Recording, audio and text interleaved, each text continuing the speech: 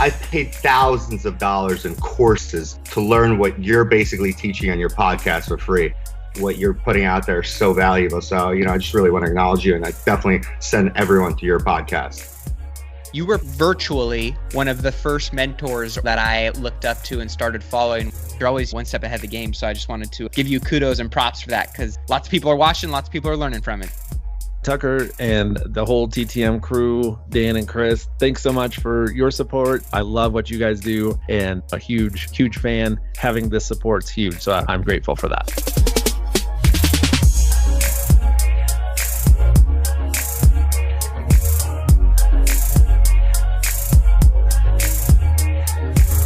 What's up, everybody out there in listener land? This is episode 331 of the Real Dealz podcast. And as always, I'm your host, Tucker Merrihew. I've got an episode for you guys today. I was going to do kind of a normal show this week. We actually even shot video. We were going to do a video podcast this week, show you one of our projects. But with everything that's going on in the news and the fact that Portland's been front and center, and I've seen a lot of misinformation out there, basically pushing agendas on both sides of the coin. And since this is called the Real Dealz podcast, and since I've been born and raised here in Portland, Oregon, I feel like I have a platform and a duty to use this platform and everybody listening to give you guys some real information about what's going on. Because let's be honest, people are scared. That's really what it comes down to at the end of the day. There's a lot of uneasiness out there. There's a lot of divisiveness, to put it lightly. And so I want to give you guys the story of Portland. I want to give you guys how we got here so that you can understand what it is that you're seeing.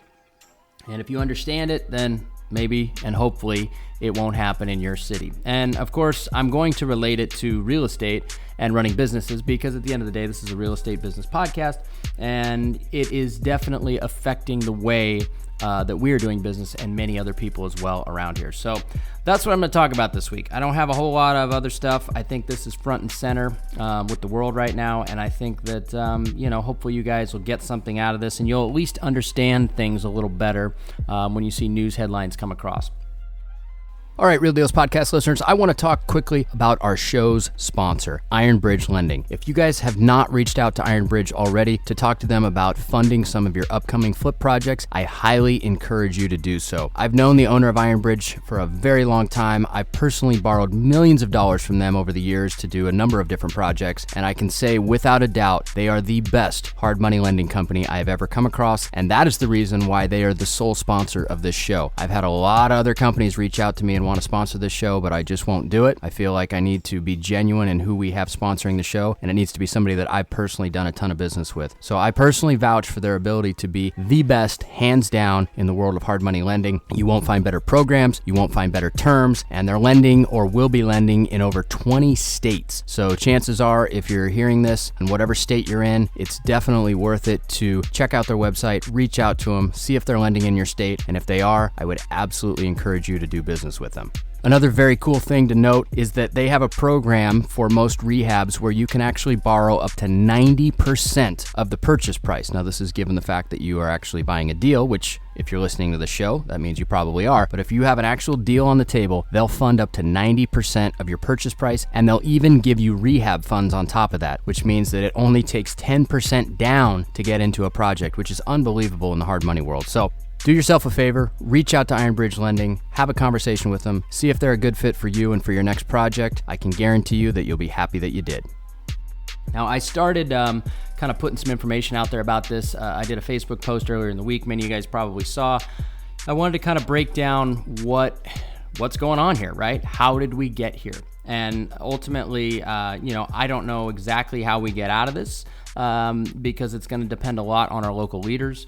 But I wanted to give you guys a breakdown of it. So before I get into that again, because I want to rehash that and then I want to give you a lot more details, I'll say this. I don't care who people vote for. I don't. I don't care if you vote Republican. I don't care if you vote Democrat. That's your right as an American to vote however you want. I have friends that are Republicans.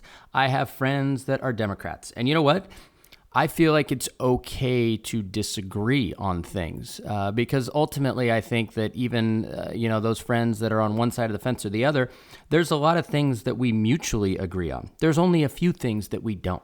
And I think the few things that we don't is not a reason to not be friends with somebody or not to be, cohorts with somebody or not to be acquaintances with somebody or not to talk to them, right? And this world of Corona, it's turned us into an isolated mess, right? Where people are they go online and that's how they communicate with most people in their day.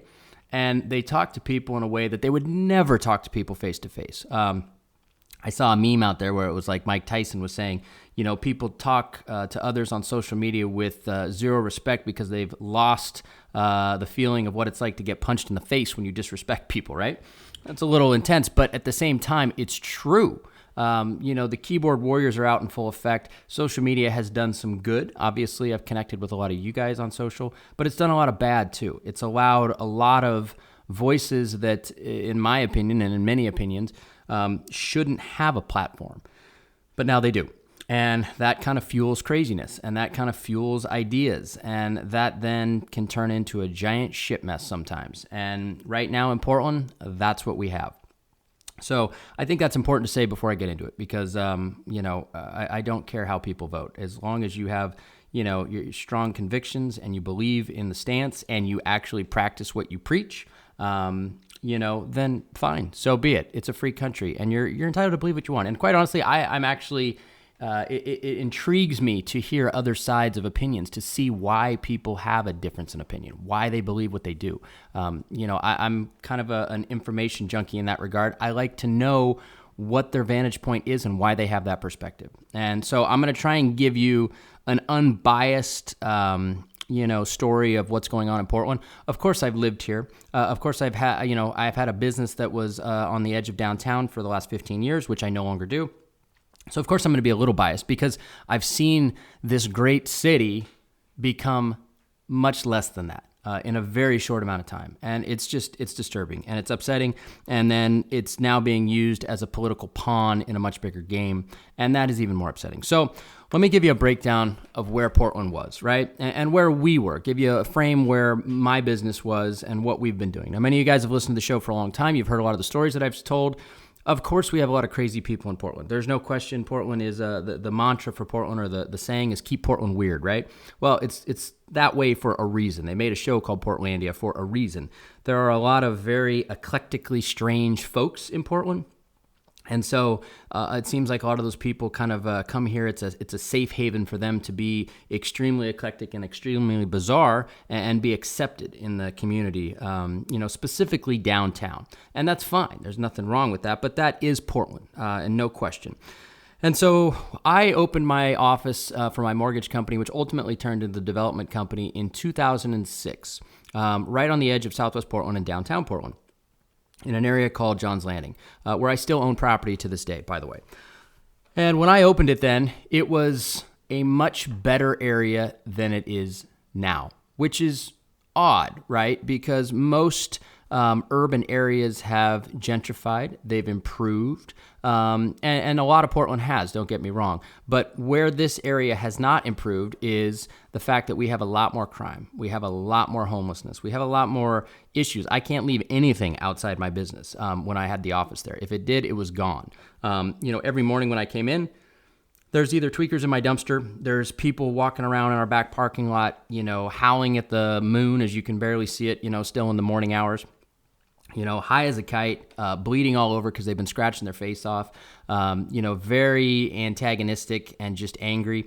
I told a story to many of you guys when we were moving out of the office. I had a tweaker that was in our dumpster and then also tried to break into my car. I had to walk out there. I've got a pair of nunchucks on the wall, and I did this just for effect, really. I don't want to, sound like super tough guy or anything like that. But I walked out there with the nunchucks and basically pulled her out of the dumpster. It ended up being a she, and grabbed the mail that she had, kind of pieced together that I tore up and put in there and kind of ushered her on her way. But I was sick of all that because it was happening all the time. And how we got there, I want to tell you. So when we first started doing projects in Portland, it was, 2008. 2009 is when we really started doing a lot of projects. That's kind of after the initial collapse of the real estate market, of the economy. And there were defined areas of Portland that were kind of hoodie, right? Kind of ghetto. We had an area called Felony Flats, which was basically in Southeast. Once you go a number of blocks past the river and you're south a certain number of blocks, this big quadrant of Southeast was called Felony Flats. Well, Felony Flats has since gentrified a lot. It used to be kind of a wasteland, a no man's land. Just a lot of crime, a lot of white trash, and there was a lot of, ethnic diversity there too, but really more white trash than anything else. And, that part of town was known as your high crime kind of armpit of Southeast Portland.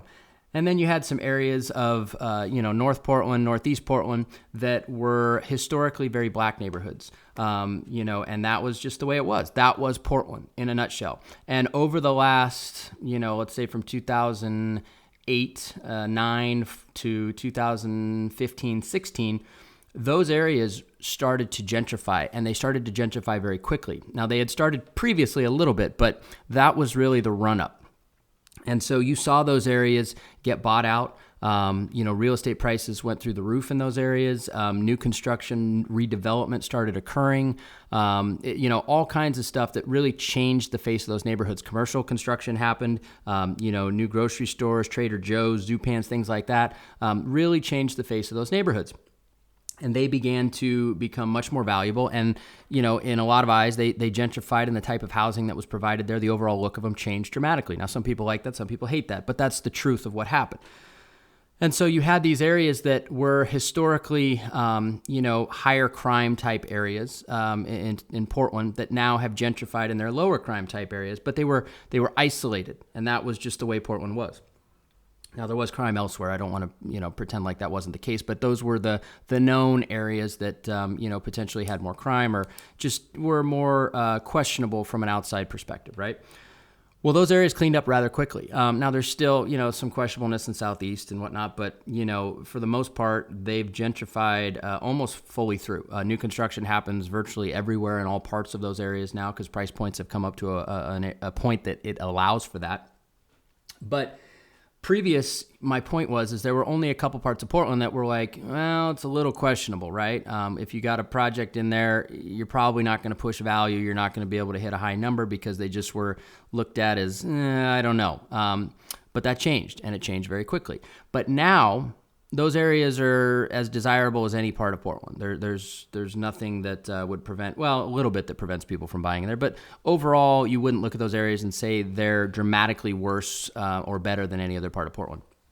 So what's happened, though, universally, right? Well, universally, the city has become more filled with crime, just feces, tents, homelessness, just general feeling of just dirtiness, right? It's not isolated to a couple different areas. And Felony Flats was much worse than North Portland for that feel, just be honest with you.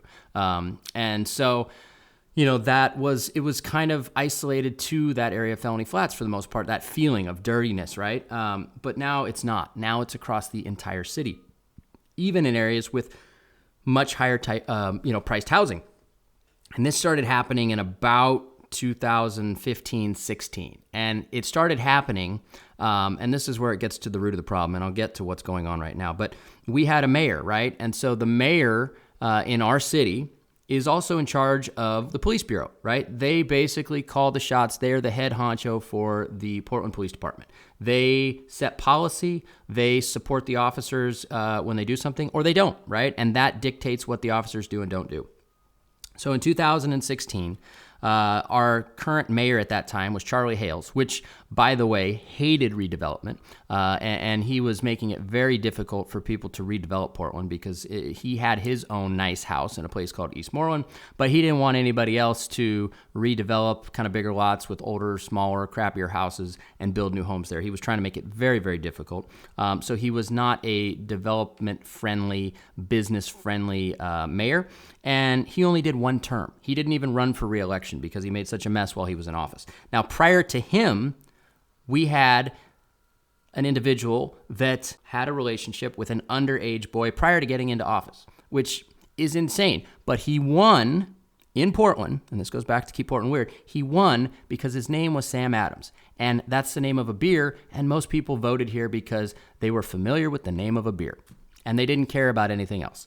And that's how he got in office. And to his credit, he actually was a better mayor than Charlie Hales. So my point is, we had this run of bad leadership, just people that shouldn't be in positions of leadership running this city for many, many years now. And so once Charlie Hales took over, his big issue at that point in time, it was on the heels of the Occupy Wall Street protest, right? Many of the cities had the Occupy Wall Street protest. And we had a huge mess here in Portland because of that. Chris and I, for a while, we were thinking it would be funny to go down there and shoot some kind of video for, content that was like, hey, how much will you sell your tent for if I close in a couple days and pay all cash, right? We were thinking about doing those videos. Probably would have been in bad taste looking back on it, but we thought it'd be funny, and we really thought about doing it because they were here forever, and it made an absolute mess of downtown Portland. I mean, they spent months cleaning up after they finally dispersed most of those people. But on the heels of that, there were a lot of people left around town, homeless people that had been used to sleeping on the streets, that you couldn't get rid of all of them. And so we had this homeless problem that started to build, and it started to build. And the city was complaining and saying, we have to do something, we have to do something. And the politicians were queuing up bond measures and funding programs to create affordable housing, which, by the way, never work, because there's a dramatic disconnect, because they take the money in and they want to control the affordable housing that gets built, not the developers. What they need to do is offer subsidies to those of us that do this every day and let us go to work. Allow zoning changes for us to do the affordable housing developments, and then give us subsidies or provide funding for us to do that, or loans, whatever it is, right? But they don't want to do that. They want to take the money in first. So that's why it never happens. It never comes to fruition in the way that the picture that they paint, the way that they sell it to the voters. So although they were trying to put these plans together to create housing, affordable housing, to help the homeless problem, they did nothing that actually had any impact on the amount of homeless people. And in fact, the amount of homeless people kept going up and up and up, and it's even worse today. So what happened? Well, in 2016, Mayor Charlie Hales made a decision that it was overnight camping on public sidewalks was now going to be legal in Portland, or basically the police were not going to enforce removing you if you decided to camp overnight in Portland. Well, guess what happens when you allow that to happen, right? Well, that overnight camping turns into 2 nights, which turns into 10 nights, which turns into a year. And now you have these giant homeless camps that pop up everywhere, right? You've got ghost RVs that come into town. You have all these things that happen to a once very beautiful city are now littered with crime, with homeless, with feces, with trash. And so that feeling, that dirty feeling that I mentioned earlier that was just isolated to, specifically one spot of Portland, was now everywhere. It's now everywhere. You drive down the freeway, you see it on every overpass, or under every overpass. You go in the neighborhoods, you see, tents everywhere. Parks, there's tents. Downtown, there's tents on the friggin' sidewalk in front of big buildings everywhere. There's human feces, there's trash, and there's also drugs. Lots and lots of drugs, lots of needles, just a lot of shit. So now, this city that was once called the Rose City now has this very dirty, dingy feel, and we have a problem that's out of control. And the reason why it's out of control, and I'll get to my point here with what's going on right now, is that our leadership does not want to do anything about it, because we have people here that are very sensitive to other people's needs. Too sensitive, in my opinion.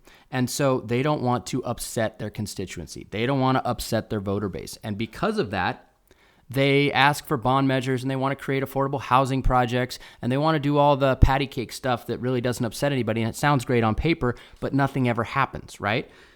They don't want to go through and clear camps and figure out what they need to do with people and get them out of here and get them out of the neighborhoods and clean it up and get rid of the drugs and do the hard stuff, the stuff that is going to take work. It's going to ruffle feathers. It's going to upset people. They don't want to do that. And so our homeless problem has spiraled out of control, and now our city that was once a beautiful city is littered with shit almost everywhere. And so to get back to my point, I've now left the city. And it was for that reason to begin with. But now we've got another problem. And this other problem is the one that you're seeing on the news every single night. And how that plays into this is we have the same leadership that could not solve our homeless problem that's now spiraled out of control, that now currently cannot solve this problem, right? And I want to be real clear here. I have nothing wrong or nothing against, and I'm all for, actually, the message that was originally there with the protests, right? I'm all for it. I don't have any issue with it whatsoever. I think it needed to happen on many levels. But now, here we are, 55 nights into protesting. 55 nights. That message has now been lost. the number of people protesting have splintered that message in so many different ways. And I'll give you examples of it here in just a second. They've splintered that message in so many different ways that there's no unified front. There's no unified message. All it is destruction. That's it.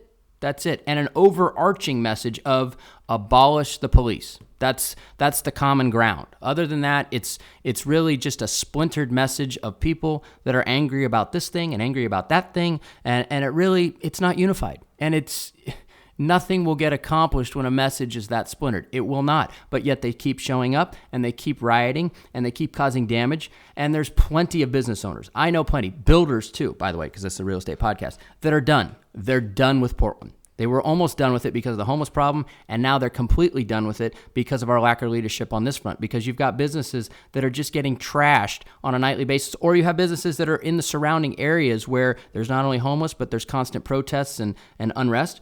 Guess what? People aren't coming down to those businesses anymore. And guess what happens when people don't come down to businesses, especially on the back of this corona mess that we've had this year? Guess what happens? Businesses close up and they leave and they say, fuck it, I'm out. I'm done.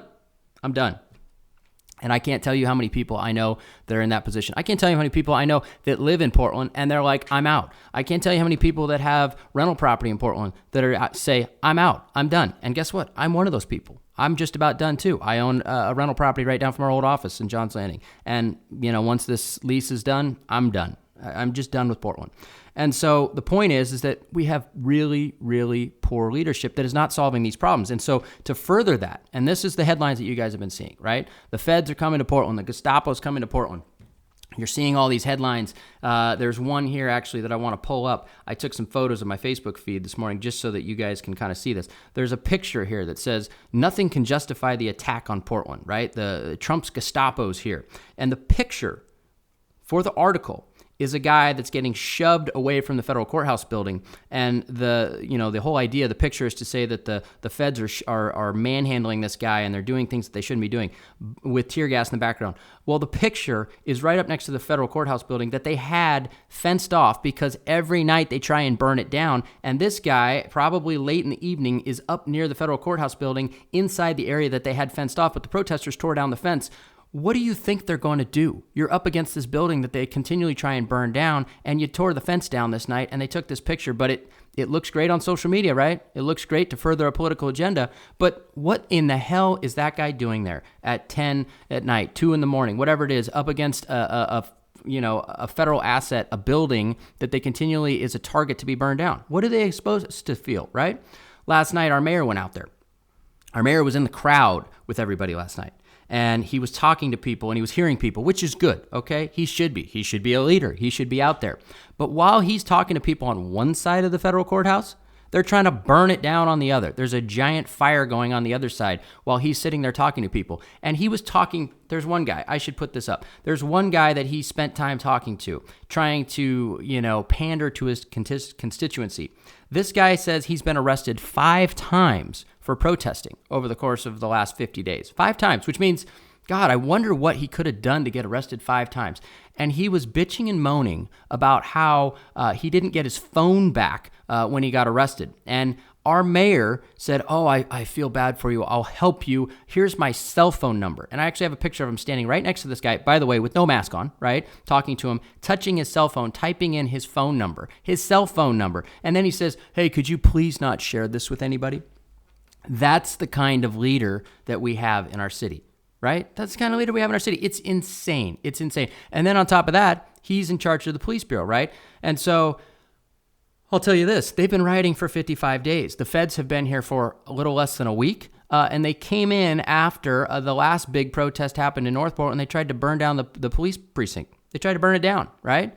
And so the mayor is basically pandering to his constituency, telling the police officers that they really can't do anything. They just have to stand there and take the shit, right? And, once it gets past a breaking point, they can use some, crowd control measures. But it's not really working. People keep coming out more and more. They keep causing more and more damage. They're there every single night, really initially to be peaceful, and then to get unpeaceful, right? And then to cause damage. By the time it gets to 10, 11, 12, midnight, 2 in the morning, 3 in the morning, they're causing damage every single night. Now, the newest gimmick is they've got this wall of moms that they put out there, right? To make it look like it's these friendly, nice people, right, that are just there to kind of protect their children that are protesting.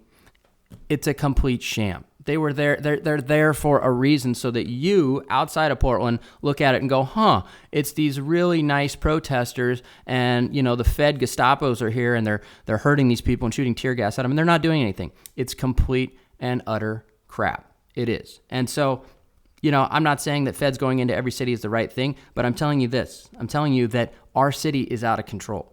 Our leaders are not leaders. Okay, they can't solve small problems, let alone now big problems. And now our mayor is saying that, he's basically waging war on the federal government to try and deflect, right? Well, guess what? When the feds leave, and they'll leave, they'll up and say, screw it, I'm out, right? They probably will. And when they do, guess what? The protests will still happen because they happened before they got here. And they'll just be protesting for a new reason, right? And that new reason will probably be abolish the police. And then they're going to protest until that happens, which won't happen, right? And so then we have a problem on our hands again. What do we do with that problem, right?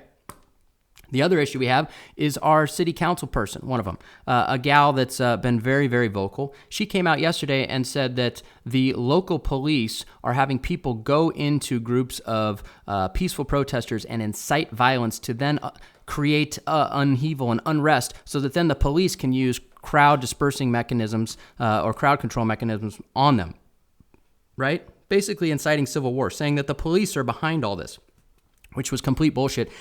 And then the head of the police department came out and said, this is completely untrue. I don't even know where the hell she gets this stuff. And then she came out the next day and said, well, I'm sorry I said that. I had misinformation, right? How do you use that platform and say something like that with misinformation, especially knowing full well that that is absolutely not the case? And there's plenty of videos showing all kinds of hoodlums doing all kinds of bad things once we get in the wee hours of every night. So that's where we're at, folks. That's what we've got going on here in Portland.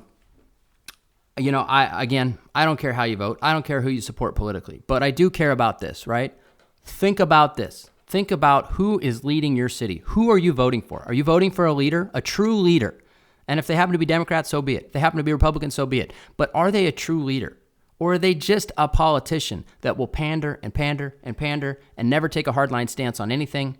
And then you end up in a city like we have now, right? A city that's dying.